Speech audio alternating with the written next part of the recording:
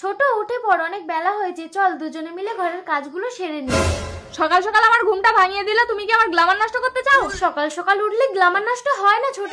Glamour দেখতে হয় না, নিজের চেহারাটা একবার আয়নায় দেখেছো? যাও এখান থেকে। আরে তুমি তো গিয়ে নামে নামে দুটো কাজ করতে পারো, নইলে কথা হবে। ও তুমি তাহলে তোমার বৌদিকে লাগিয়ে দিয়েছো? আমি জানি তোমার বৌদির সাথে তোমার লাইন ছিল। দূর ব্যাং, ভাল লাগে না, সব সময় অশান্তি। ভাই, সংসারের কাজ কি আমার বউ একা করবে? আমার বউ এসব কাজ করলে ওর গ্ল্যামার নষ্ট হয়ে যাবে। তাছাড়া আমার শ্বশুর বাড়ি থেকে অনেক জিনিস দিয়েছে, ও এসব কাজ করবে না। কি হলো চন্দ্রা? তুমি বাবা হবে গো। ওঠো ওঠো, তোমাকে কোনো কাজ করতে হবে না। কার না কার বাচ্চা পেটে, তাকে আবার যত্ন করি। আখি, চুপ করো দর্শন। কি হলো তোমার আখি? আমি মা হতে চলেছি দর্শন। 9 মাস পর। দুধটা খেয়ে নে ছোট, তোর বাচ্চার স্বাস্থ্য ভালো হবে।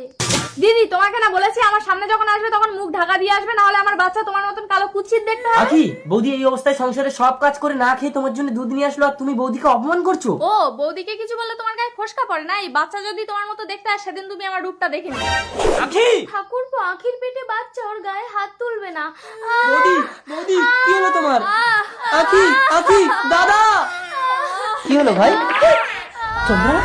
চন্দ্রা, ডক্টর!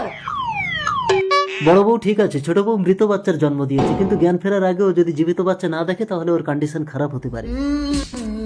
আখি, চন্দ্রা, আখি, ছেলেকে দাও চন্দ্রা। কেঁদো না ঠাকুরপো, আখির জ্ঞান ফেরার আগে তুমি আমার সন্তানকে ওর কোলে দাও। বৌদি। আমাদের সন্তান তোদের কাছে থাকলে তো সবসময় আমরা দেখতে পাবো, শুধু যে আমরা মা বাবা হতে পারবো না।